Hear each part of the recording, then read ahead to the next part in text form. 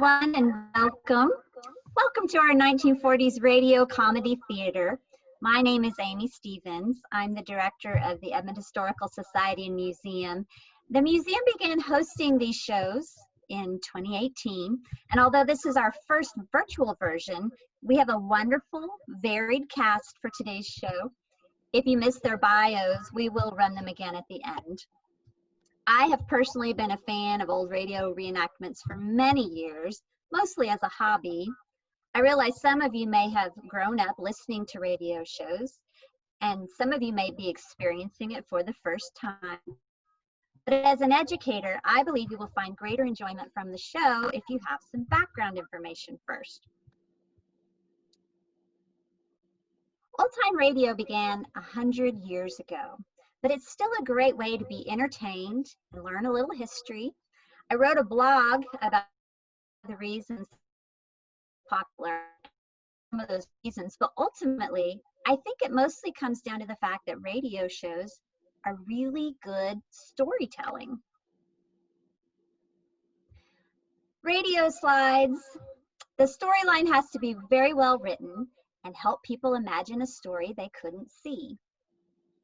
Radio was the chief form of entertainment from the 1920s to the 1950s until television took over. The radio was quite a large piece of furniture that a family would gather around to listen to music and talk shows and radio dramas and comedies. Radio shows were often performed in front of a live audience or recorded in a studio with the actors gathered around a microphone reading from the scripts. The evening comedy show that nearly all of America listened to was the Fibber McGee and Molly Show. It was so popular, it ran for 21 years. Now, in real life, Fibber and Molly were a married couple named Jim and Marion Jordan. Jim's stage name of Fibber was because of his comedy style, and he would tell highly exaggerated stories and fibs. An important thing to know about the show is that it was sponsored by Johnson Wax Company, which made floor wax and car polish. Now, during the old-time radio, there were not commercials like there are today. Instead, one company would sponsor the show, and their name would get mentioned at the beginning, the middle, and the end. Now, the Fibber show had a novel idea: writing a salesman character into the script. He would slide a commercial pitch into the comedy line, and you will hear from this salesman, Harlow Wilcox, in tonight's show. Because this radio show is over 70 years old, it is also helpful for you to know some of the terminology. Linoleum flooring was popular in the 1950s and 40s and is still around today. Similar to vinyl, it had a printed pattern that was rolled out or placed square by square and glued to the floor. It was polished with Johnson's floor wax. You will also hear the word davit, another name for a couch or a sofa. Measles was a disease that was responsible for killing millions of children prior to the 1950s. The symptoms included fever and rashy red spots. The vaccine was still a few years from being invented at that point, so measles quarantine signs were placed on doors of those infected. Tetanus, however, was a bacterial infection that did have a fairly new vaccine, which prevented extreme spasms and lockjaw. And during the show, you will also hear the words census and censor. A census gathers information, but a censor blocks inappropriate information. And in the 1940s and 50s, there were very strict standards that kept radio show content pretty squeaky clean and family friendly. Any adult content was censored. And finally, in today's show, Fibber becomes a census taker, also called a census enumerator. And as that root word suggests, an enumerator gathers numbers and information about people living in our country. This has been going on in America since George Washington was president. Our guest presenter at the end of the show today will share more about this. Andrea Avon is active with the museum the Genealogical Society and is also a real life census enumerator. So she'll be talking about that. Every 10 years, a census survey is sent out by the government by mail to all households, and those who don't fill out the form will be visited in person by a census taker who will ask them questions in person. Each census enumerator is trained and has strict rules about privacy and is issued a briefcase full of questionnaires. It's important for you to know that because Fibber will refer to all of these things. I hope that this overview will help you enjoy the show more and more thoroughly. And now, it is time to present Fibber McGee and Molly, the Census Taker.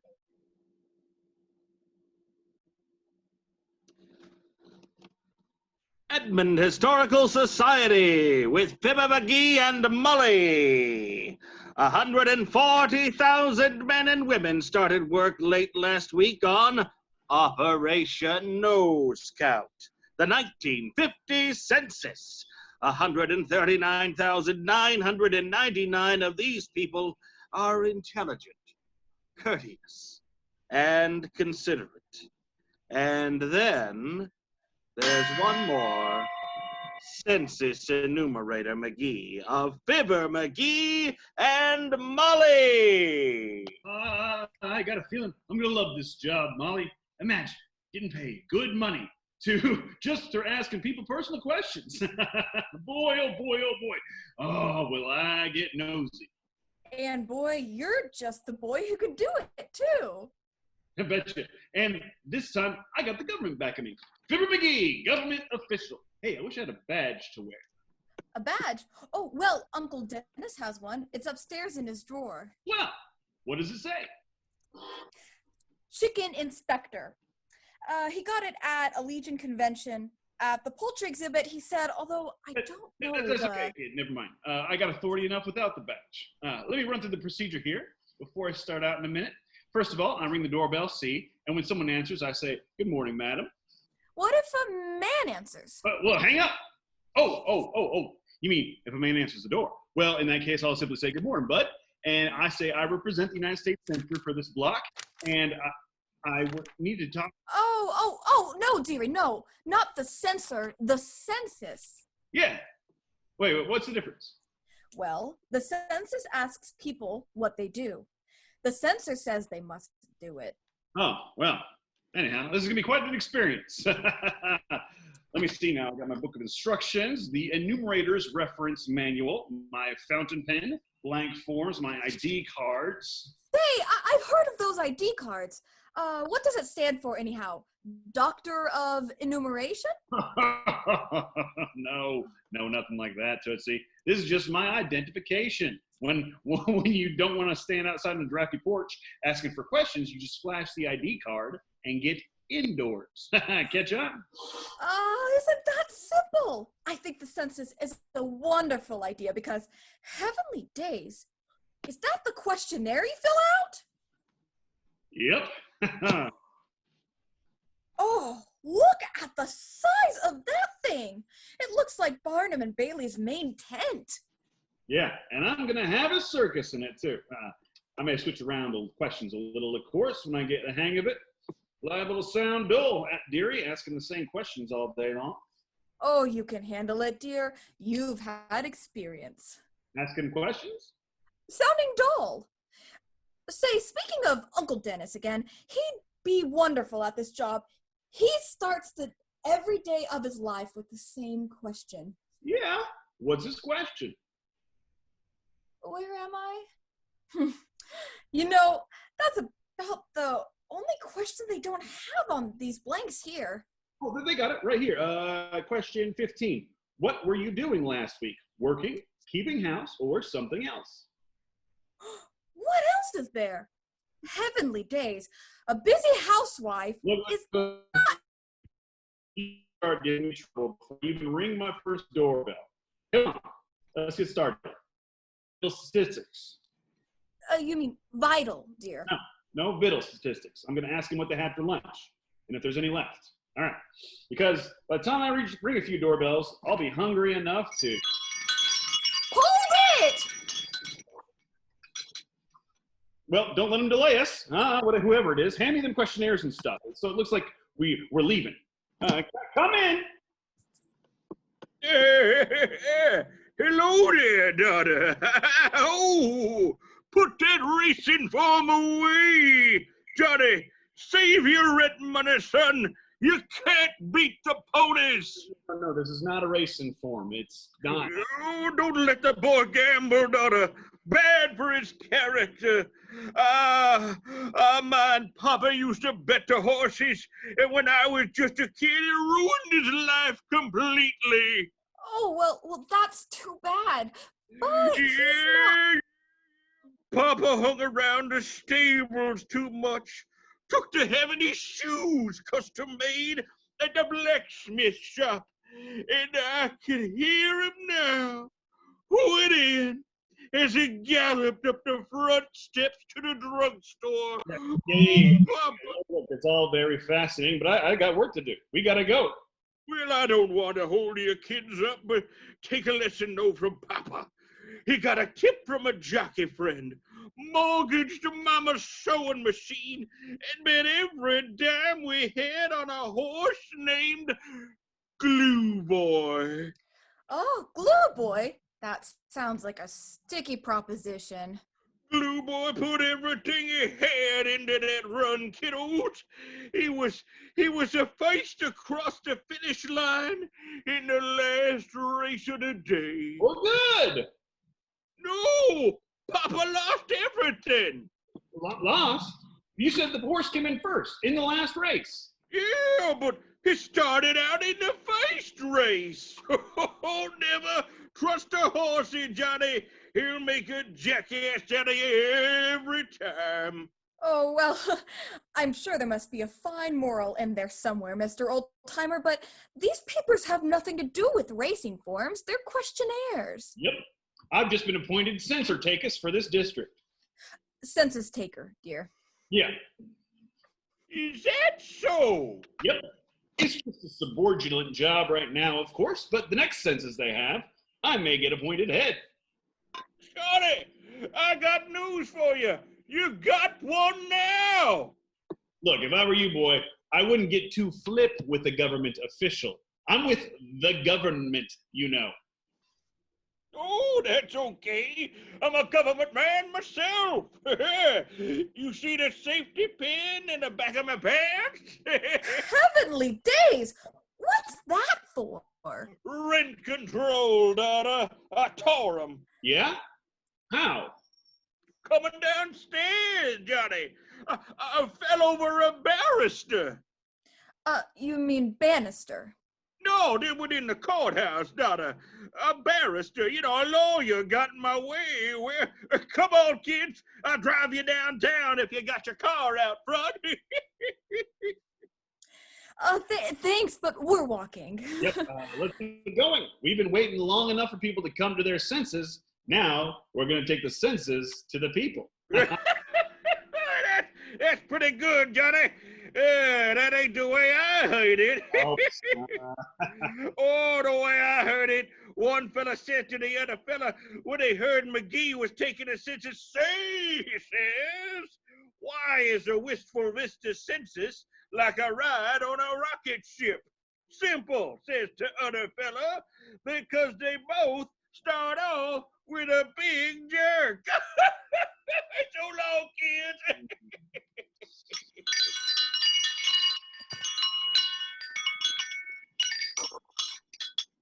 All right, Mrs. Mooks, I guess I got all the information I need about you.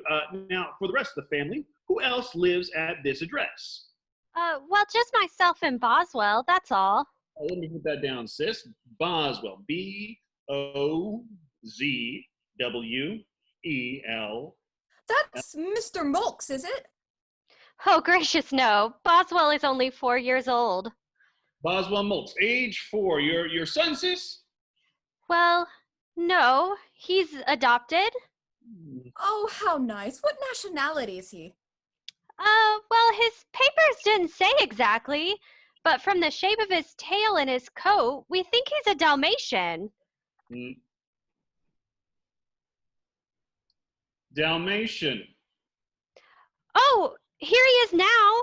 Boswell, meet the nice people. Woof, woof, woof. Oh, for the... Come on, Molly. Thanks, sis. Oh my, this is very interesting work, isn't it? How many names have we got now? Let me check. Counting the 4 people that weren't home, and the lady was taking a bath and hollered out the window at us, and the guy holding his thumb in the leaking water pipe and told us to come back tomorrow, and the place with the measles sign on the door. I just got 1, Mrs. Mulks. Here we go again.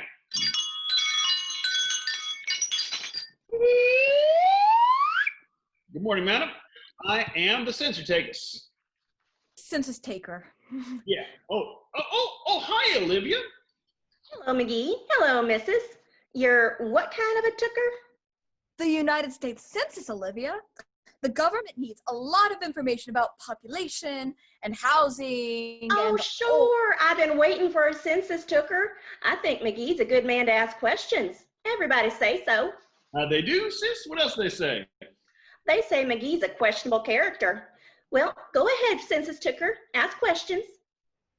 Your name we have and the address. Born? Sure. Not lately, though. Was a long time ago. Who's the head of the household? Wait till I close the door. Oh, where were you born, Olivia? Davenport. Davenport, Iowa? No, Mama didn't have time to get to the hospital. I was born on the Davenport. How many people live at this address? Well, if you call it living, there's me and Mr. and Christina, Lars, and open Mary. Okay, now then, for one more question. Okay, What time is it? about past. Thanks. We better get going. Thanks, Olivia. That's all right, McGee. Nothing's too good for the government, they seem to think.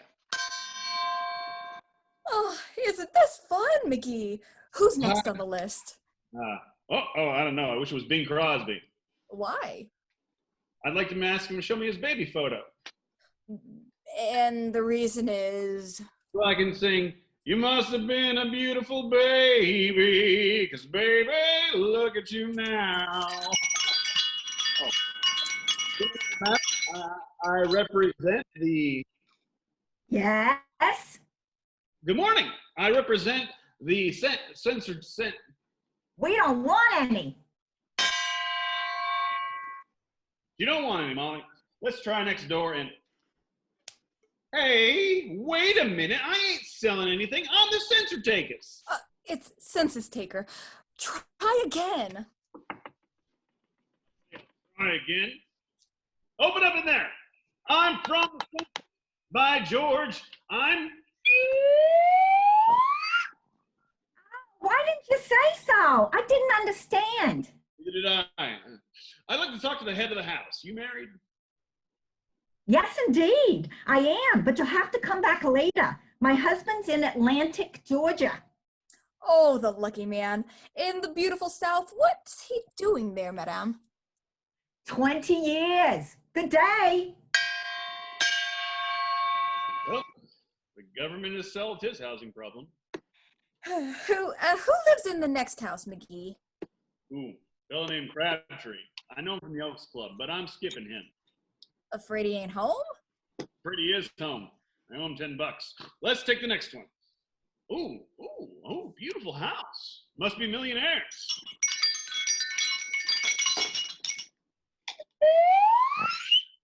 Yes. Good day, madam. Or bud. And in your case, madam, I am the U.S. Census Taker for this district, and... Census Taker, he means.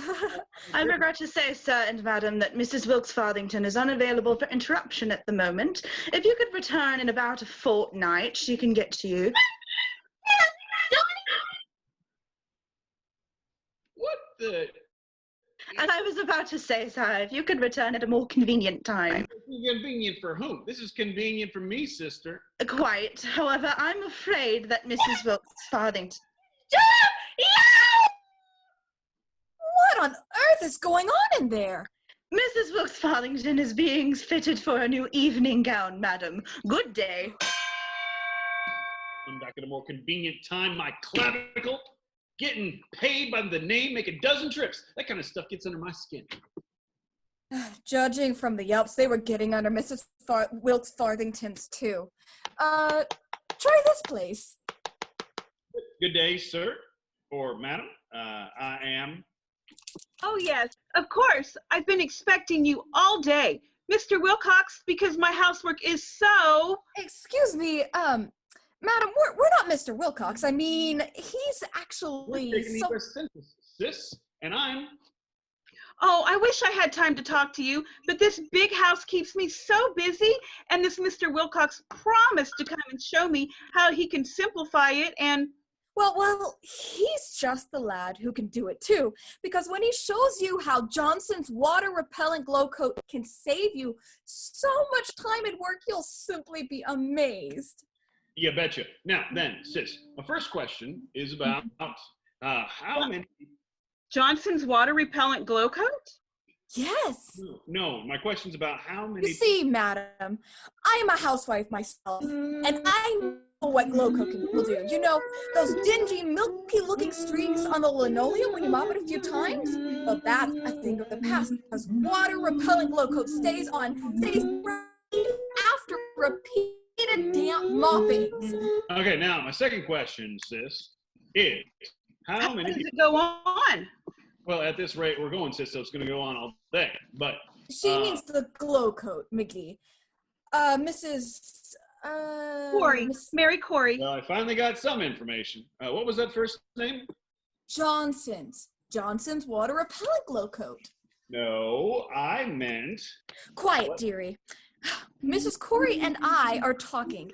You see, Mrs. Corey glow coat is very easy to apply. You just pour a little out, spread it around, and let it dry. In 20 minutes or less, it gives your linoleum a lovely, glossy, protective coating that... Wait a minute! Here comes Mr. Wilcox now. He'll tell you the rest of it. Hello, Mr. Wilcox. Hiya, Molly. Hiya, pal. Hello, Mrs. Corey. I'm sorry to be late, but the census taker was at my house. Well, you know how that goes. Census myself. Well, this will only take a minute, all right? This lady has already told me, all right? This lady has already told me, Mr. Wilcox, it seems that 1 can of glow coat will cut my housework in half. So bring me 2 cans right away, because that will take care of all my housework. And now I have the rest of the day to talk to you nice people. So do come in and sit down. Good day, Mr. Wilcox. What? This is a fight. I'm going downtown, and I'm going to look up the law on horse thieving. Because somebody just stole my sales pitch. So long now. Well, that was the best client we've had yet. Yes, a very pleasant woman. How old did she say she was? Can't tell you, kiddo. The manual says we ain't supposed to divulge any information accumulated in the course of duty. You should have listened. Well, it was nice to talk to one citizen that made sense for the census. Now where do we go? Right here. Oh, hiya, bud. How do you do? I'm the census taker, and this is my wife, Molly. How do you do, I'm sure. How are you, Mrs. Taker? Won't you come in? Well, thanks, bud. But it ain't Mrs. Taker, it's Mrs. McGee. I'm taking the census. Oh, really? That's peculiar. I had a letter from one of my cousins in Idaho, and she claimed she was taking the census. Oh, you got cousins in Idaho. Boise? No, they're all girlsies.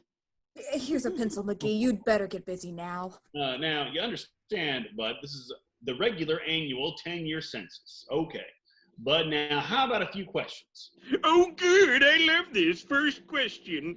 Can you quote Napoleon's farewell to his men after the Battle of Waterloo in 3 words? We're supposed to ask the questions. Oh, I'm sorry. That's 6 words and you lose. The correct quotation is, "So long, fellas." Now for my next question. Hey. Please, now we ask the questions. Yeah. Now, Bud, your name, please? Baker. Your occupation?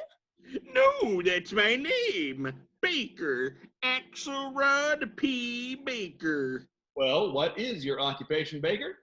Butcher. My father, Chauncey Baker, was also a butcher. You mean that was her maiden name?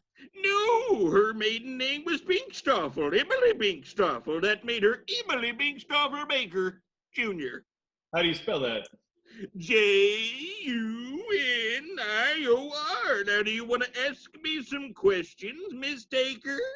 McGee, Baker, not Miss Taker. Not mistaker for whom, sir? McGee. Oh, I'd never mistake you for him.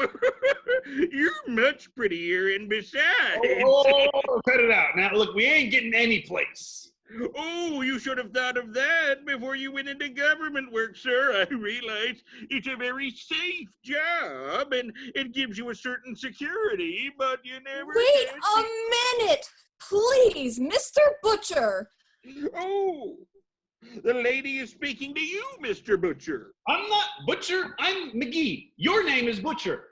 No, my name is Baker. You'll remember that. I said my mother, who was a Blinkstoffel, married my father. Never mind that! It isn't important! Well, it is to me, madam. Oh, for the love of Mike!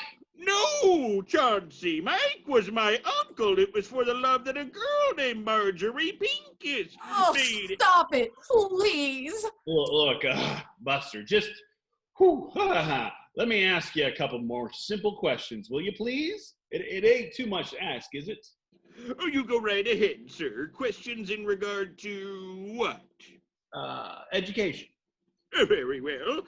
How far did you go in school? Well, from a 3rd year in 8th grade in Peoria, McGee, you're supposed to ask him. Yeah. We'll skip the question. How much money did you make last year, Baker? $2,500,000. Oh, but I had to burn it. Burn it? Yes, I forgot to print a beard on Abraham Lincoln. You see, I had a little counterfeit operation under my counter at the butcher shop. Oh. Come on, Molly, let's go. I'm marking this residence down as vacant. All right. So long, Bud. Well, we only got 2 stops today, kiddo. 2 more stops. Here's the first one. Ooh, nice house. Who lives here? Let me see here. According to my notes, a fella named Harris, Philip Harris, band leader with a rich wife. Well, ring the bell. I did, but I couldn't hear it ring. Maybe it's out of order? Maybe the door is unlocked. I'll peek in. Nobody knows how dry I am. We better come back when he's feeling better, Molly. He's taking some medicine.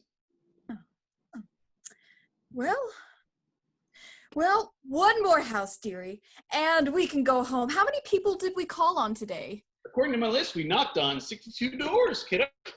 A good day's work. Yep, 62 houses, and the people were home at all but 48 of them. That leaves 14. But not only that, 9 of the 14 answered my questions, 3 of them without even beeping. Day's work for a first day as a census taker. It's Census Taker. Right. Census Taker. When am I gonna get? When I get going tomorrow? Look, kiddo! Look who's coming across the street. Nurse Gamble. Boy, oh boy, have I been waiting for this.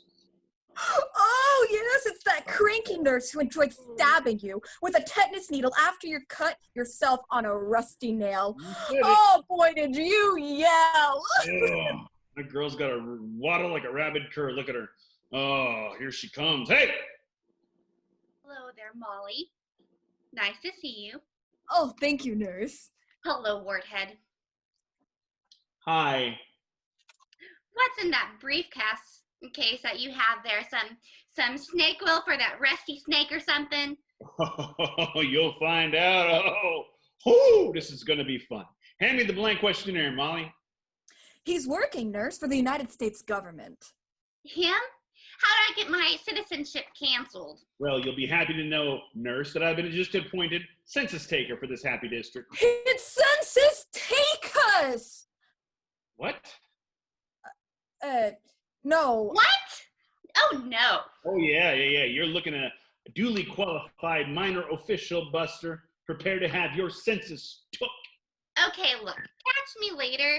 I've got calls to make, people sick, maybe might get an operation. Maybe... Look at her squirm, kiddo. Look at her. No. Maybe I have to read you the law about answering questions, nurse. Okay, now look, Mickey. I think... 98, Section 9, it says, and I cheerfully quote, any person who shall willfully refuse to answer shall be deemed guilty. All right, you double-crossing little snoop. Go on, ask me. Oh, no, nurse, that's no way to act. Well, why does he have to be the one? I consider it my civic duty, nurse. It's not easy either. A job like this takes a lot out of a guy. Yes, and you had so little to start with, too. Oh, just relax, nurse. You know that any information you give him is confidential. Certainly it is. And besides, it'll make a swell chapter for the book I'm writing about you, nursing. It's called Inside Nurse Gamble, or Boy Here. Damn it, questions. Okay. Name, address, all right. How old are you, nurse? I'm 29. Oh, you don't look 29. Oh, and she ain't been 29 anymore. She's been celebrating the anniversary of her 29th birthday for the last 11 years. Fine. Make it 29 and a half. That's better. Now, next question. How much money did you make last year? $12,000. 12,000? Honestly? Part of it, kiddo, part of it. She probably made $3 of it, honestly. Hey, nursey? Get on with the questions, nosy. Okay, next question. Are those your real teeth, nursey? Certainly. I have a receipt for... Oops. Oh, boy, this is wonderful. All right, next question. Is it true that you were holding hands with a Mr. Felix Tremaine in the balcony of the Bijou Theater last night? The usher had to come and... Mickey! Okay. Have you been married, nursey? No. Are you thinking of getting married? Why, yes, I'm secretly engaged. Yeah, too. Mr. Tremaine? Heavenly days! Doctor! Nurse! Whoa! We didn't know that, Mr. Tremaine, huh? Boy, oh boy, oh boy. Is this something for the gang at the Elks? Well, it's sure nice of you to give me all this dope about your private life, nursey. And I got news for you. You ain't in my census district. There'll be a guy around next week to take your information. What? Thanks, Pigeon. You're welcome, Mr. Chisler. And I have news for you, too. What, nurse? I know I'm not in his district. That's why I gave him all the wrong answers. So long, sucker. What? What the double crosser? Taking advantage of my faith for him to deliberately lie to me and just go ahead and... Well, this has been quite a day, hasn't it? Very interesting work. Sure has, Tootsie. Now, what do we do? Well, the first thing I do is check over my papers and look at the reference manual to see if I've done everything right. Then I check with the crew chief and turn in my day's records and hand me the manual, Tootsie. I want to look at my legal responsibilities. Oh, here you are. Legal responsibilities are on page 18, sections 57 and 58. Page 18. All right. Let me see. Not to be accompanied or assisted by unauthorized persons, and not to permit anyone to accompany you except duly authorized. Oh my gosh. Hand me the phone. Quick. And then run up and pack our bags.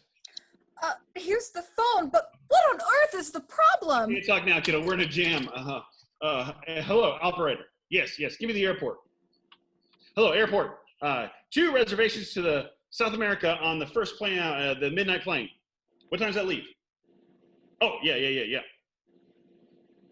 Wait, Mickey, what are you doing? What's this? The names. Oh, it's Mr. Fosdyke J. Allardyce and wife. What do you mean? How do you spell Allardyce? Make it Jones. Okay. We'll be there. All right. Hey, Molly, get packed quick. You shut off the gas and the water and the electric and. Mickey, please! What are you talking about? What is this? We're in trouble. That's what this is. Look at the census manual. By letting you go with me and read this confidential stuff, I'm liable to a $1,000 fine and 2 years in the pokey. Now go get your hat and make some jelly sandwiches. I'll mail in my resignation when we get to Hong Kong.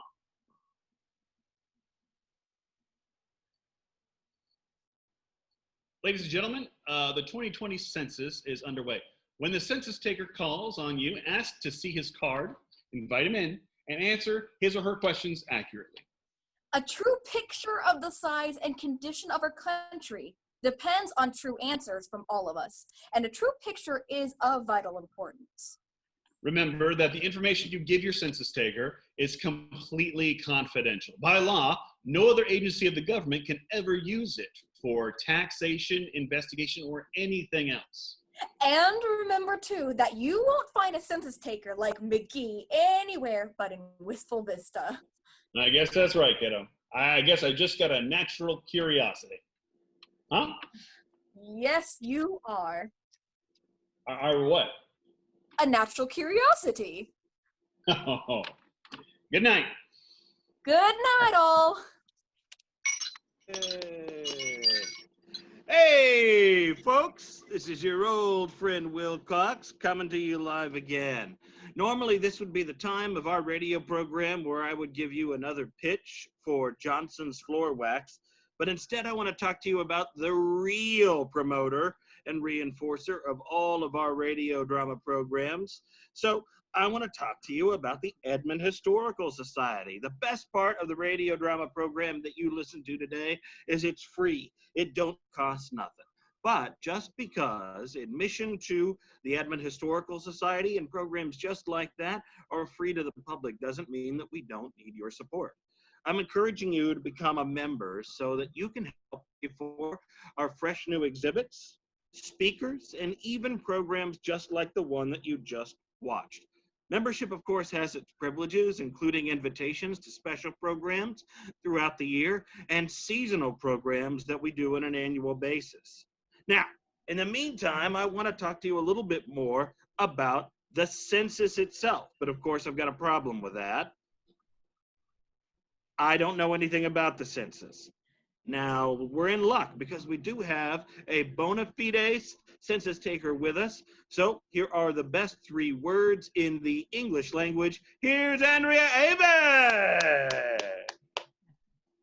Thanks for listening to our recording of Fibber McGee, Census Taker. Clearly, Fibber had some issues with his assignment. And while as an enumerator, Fibber had some interesting approaches to obtaining information, the underlying need and reasons for the data collection still holds true today. The 2020 census will provide a snapshot of our nation, who we are, where we live, and so much more. America has a long tradition of counting not only population, which determines congressional and state legislative districts, where new schools will be built and the building of new clinics and roads, but also funding for hospitals, fire departments, school lunch programs, and other programs and services. Article 1, Section 2 of the U.S. Constitution calls for an enumeration to be made of the populace every 10 years. The first federal population census was taken in 1790 and has been taken every 10 years since for 230 years. Our history of taking a census is impressive, But the US did not come up with the idea. Ancient Babylonians, Chinese, Egyptians, and Romans all conducted censuses, as did William the Conqueror, who in 1086 inscribed information about England's landowners into the so-called domes. Censuses are even mentioned in the Bible.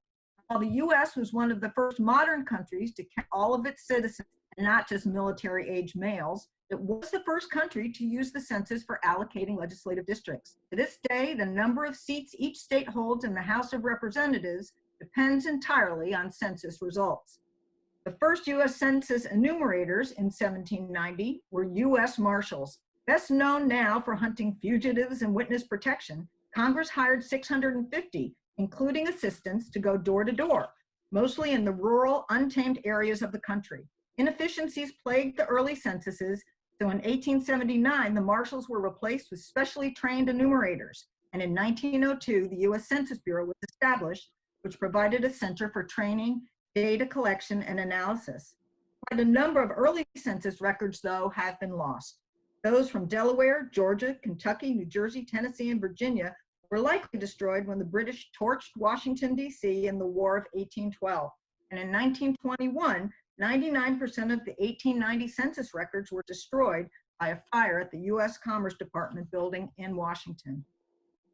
The 1990 census asked very few questions, just the name of the head of household, place of residence, and the number, no names, of free white males and females under and over the age of 16, and the number of slaves. Since then, the information gathered for each census has varied, but has included the names and ages of family members, their state or country of birth, birthplaces of the parents, year of immigration, street status and years of marriage, occupation, and the value of their home and belongings, agricultural, industry and manufacturing, mortality, slave, Native American, and other special census schedules created by the federal government were also taken, as well as state and local censuses.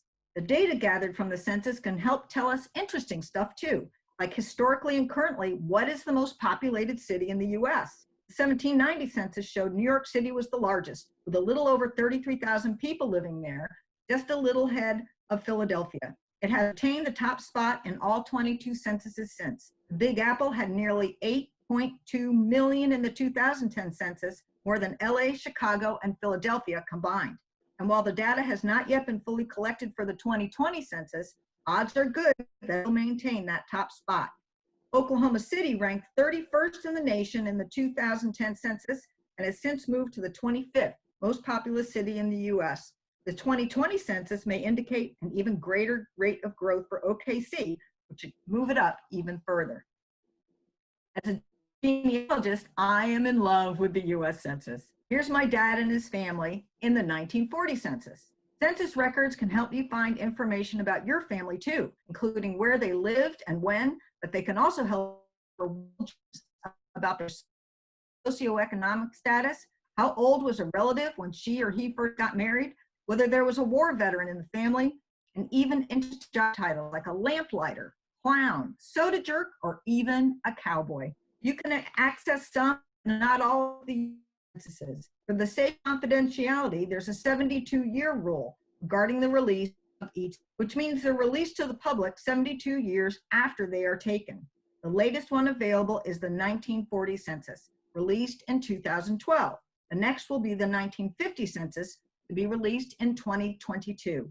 Almost 9 out of 10 Americans relative in the 1940 census, so many people are able to uncover rich details about their past. In addition to a number of paid sites like Ancestry.com, US censuses are available to search for free at FamilySearch.org. You can also check the National Archives website for specific information about each census. The 2020 census has 12 questions for the head of household, typically the one who puts the more to answer. The questions include asking for who lives in the household and the relationship to the head, the date of birth, sex, whether the home is owned or rented, race, and phone number, in case there's a need for follow-up. There's no citizenship question on this census. It takes less than 10 minutes to complete and can be answered online, by mail, or by phone. This year's census will not only provide data for services, programs, and legislative districts, but will ensure that future generations can learn about us, their ancestors, through this valuable document. As opposed to U.S. Marshals 230 years ago, modern census enumerators will have a valid ID badge with their photograph, a U.S. Department of Commerce watermark, and an expiration date. Census workers may also carry Census Bureau bags and other equipment with the Census Bureau logo. Enumerators will go to households who have not yet submitted the 2020 census and gather answers to the 12 questions. Please take a few minutes to complete and submit the census. This enumerator will appreciate your efforts, as will the state of Oklahoma. Those who benefit from the census programs, and maybe even attendance will too. Thank you. Thank you, Andrea. Well, folks, don't forget that the Edmond Historical Society Museum is back open and available to you with limited hours from Tuesday to Friday. If you are immunocompromised or if you are concerned about social distancing, please call or email ahead to receive a special tour from 9 to 10 a.m. on those days. In the meantime, folks, good night, Irene. Say good night, Gracie. And thank you all for attending this remote or virtual radio, comedy, drama, podcast, theater, whatever that we call the things that we do here at the Edmond Historical Society.